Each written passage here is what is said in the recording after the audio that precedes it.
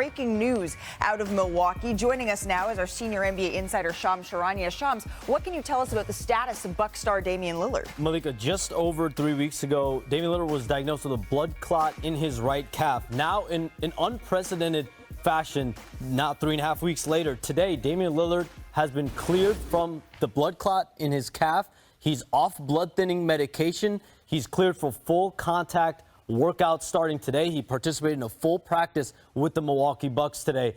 And Bucks officials have been told by doctors that this is really remarkable, unprecedented recovery for him to do this. This has really never happened before in this length of time. It typically takes athletes several months, and even human beings several months, to recover from this. So what are the reasons why? Some were the specialists involved in this, the early detection, and really the early treatment that started in the calf. Even before he was diagnosed in late March, I'm told Damian Lillard started blood thinning medication as a really preventative measure. And because of that, he's now able to make a return. Now, what does this mean for his status for Game 1 against the Pacers on Saturday? I'm told he is still out for Game 1. He's going to use the next several days to ramp up, do more workouts, get his cardio. He has not played, obviously, in quite some time yet this season. But this is really a remarkable recovery for Damian Lillard, a guy a lot of people thought maybe would not even have came back this year. Yeah, this is really unprecedented, as we have talked about here. Udonis, you said that the Milwaukee Bucks, they need Damian Lillard. Without him, they don't have a chance against the Indiana Pacers, who they're slotted to play in that 4-5 first-round series. Now that he's looking to make his return, does that change the way you view this series in your eyes? 1,100%. This changes the series for the Milwaukee Bucks. I expect this to be a possession series. I think this is going to go down to the wire in each game. I don't think there's going to be very many blowouts. This is one of the best closers in the game. It's Dame time. So down the stretch, they have a guy they can go to besides just Giannis. The Bucks have had so much unfortunate and bad news and breaks in the playoffs the last couple of years with injuries, specifically to Giannis and Chris Middleton.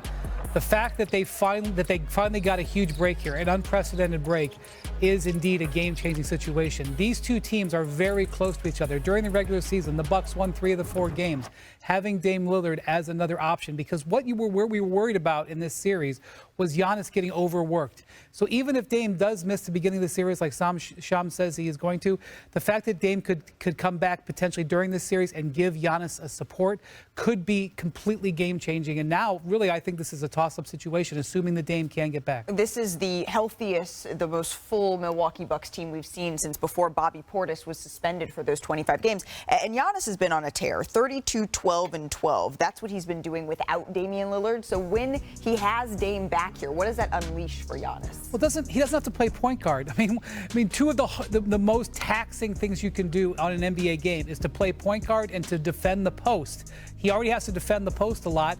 When you take some of those duties away from him, obviously he's going to bring the ball up a lot, but when you take that away from him, you can stretch it out. And I believe that the Pacers' big game plan for this series was to try to wear Giannis out, to think about what would happen in a game 6 or 7 when game 1 starts.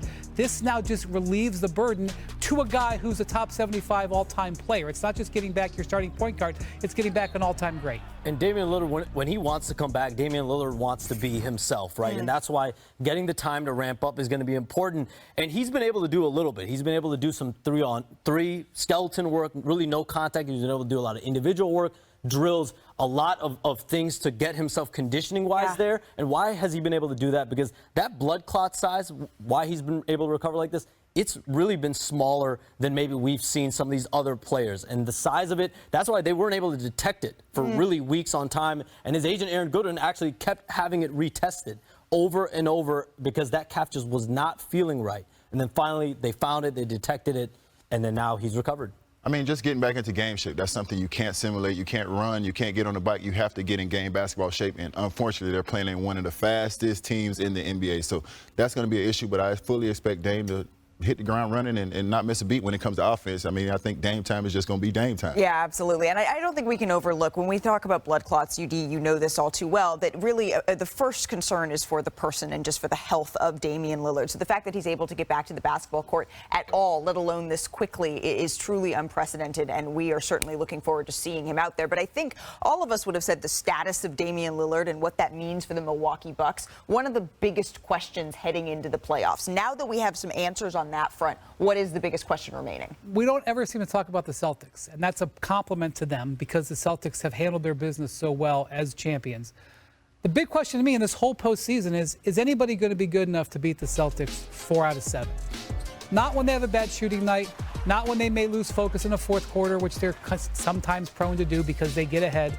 Can you beat them 4 out of 7 times? I just want to point out, last year in the playoffs, they went 16-3. At one point, they won 10 straight games. And while I do believe a number of teams have made strides on them, they have not weakened at all. If anything, they have strengthened, especially with their starting 5. So to me, that's a huge question. The other thing is, who might be there to meet them if they can get through the East?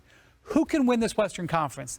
I can make a case for 5 or 6 or 7 different combinations. I would say six, yeah. Well, I can't even say who's going to get to the conference finals. Like, I favor the Thunder, but I can make a case for we could have a whole bunch of different combinations in the Western Conference finals.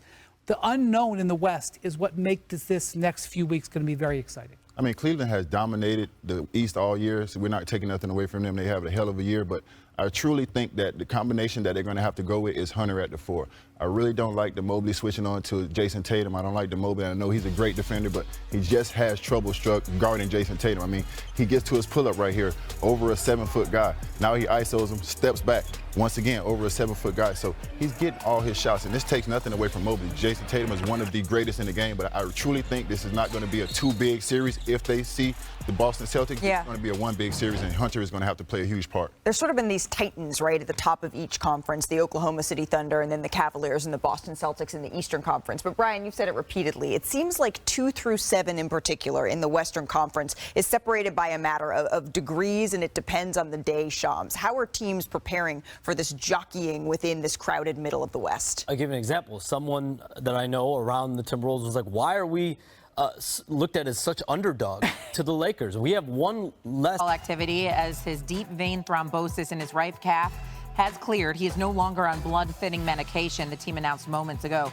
Lillard, who has already been ruled out for Game 1 of the Bucks' first-round series against the Pacers on Saturday, will begin to increase his on-court basketball activity in preparation for a date to return to play. Now, last postseason, Lillard carried the scoring load for the Bucks, averaging over 31 points per game in the first round against the Pacers.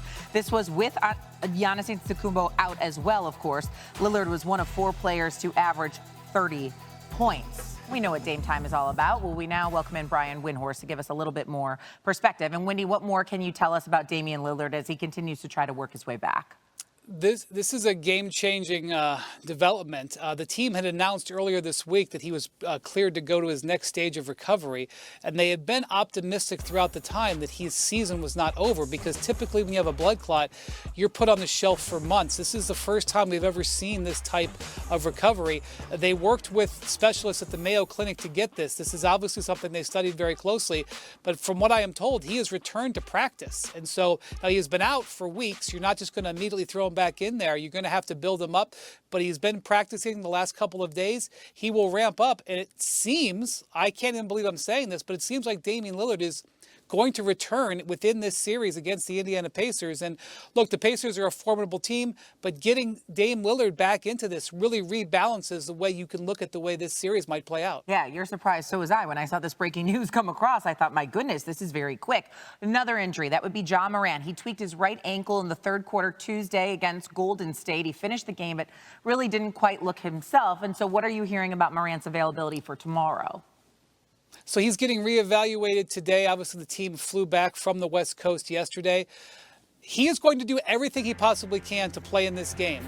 This is obviously an elimination game. This is when you hear if this was a regular season game, he would not play, but if it was a playoff game, he would, and that is where we are headed. The Grizzlies have not put out their formal injury report yet, but in talking to sources close to Morant, he's going to play in this game. Now, his availability and how much he's able to impact the game are two different things. Obviously, after this injury, he was not as impactful down the stretch of the game a couple of days ago. But you're going to see number 12 out there tomorrow night. How aggressive he's able to be, that's what we're all going to be paying attention to. All right, well, we'll be paying attention. Tomorrow, 9:30 Eastern on ESPN. Mavs and Grizzlies actually played in the season finale, regular season finale, I should say, and the Grizzlies did one without Ja Morant. Brian Windhorst, we appreciate the insight. Thank you. Christine? Breaking news this morning.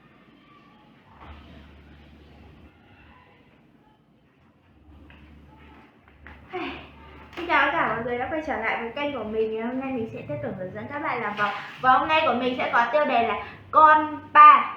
Mọi người, hôm nay vòng của mình sẽ có tiêu đề là bài hát. Bây giờ mình bắt đầu làm Bây giờ mình bắt đầu làm nhé.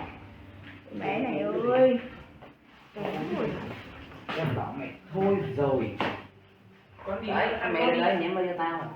Đếm gì? Đưa đấy, bảo đưa đấy. Đang khởi động lại từ Cái từ. bên này mày lấy từ bên này đúng không? Lấy từ bên này sang đúng không? Lấy từ bên này sang nữa nào? Sáng rồi. Không, ta thấy ở đây hết rồi. Anh thấy cái phần nó làm không mang nó còn lỏng nó không lỏng không? Nó thì cũng được mà nó làm ấm được anh em. Hết được rồi. Ăn cái gà khô muộn quá. Ăn thì cũng ngon đấy nhưng mà ngon. Chị anh ơi, cái này là đặt mà có phải làm đây đúng không? Gà đặt mà tại gà đặt mới có hộp như thế chứ. Đúng rồi, đặt cái này. Biết đâu rồi? Lúc đầu nhìn thấy hộp cái đi nghe đi là gà đặt. Ôi sao xóm mày ở xóm này mày không đi ăn xóm vậy nhỉ? Em không thích gì. Sao lại thế? Tiền. Em hẹn xóm này á. À đúng rồi, anh hẹn xóm này. Đi là phải đóng tiền nữa. Thế chị đóng bao nhiêu? Trên đây. Cẩn thận nha. 1 triệu kinh. Bao nhiêu? 1 triệu. Cả nhà đi. Oh my Mọi god. người ơi, đây là màu cam đi nhá. Nhiều chị đã đánh 4 người rồi. Và Đây là 8 màu người xanh dương. Đây. Này. 7 Người người nó rồi. là ngày ơi, mình cổ ơi.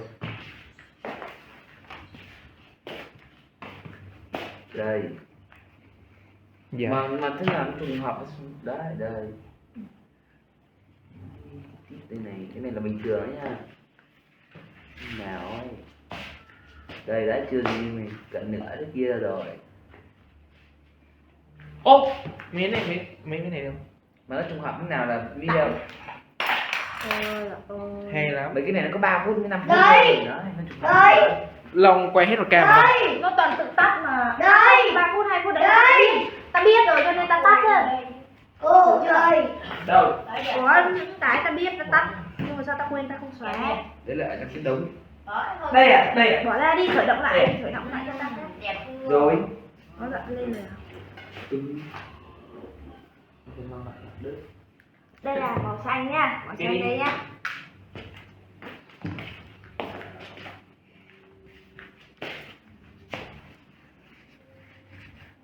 Nhà đến giọt cuối cùng.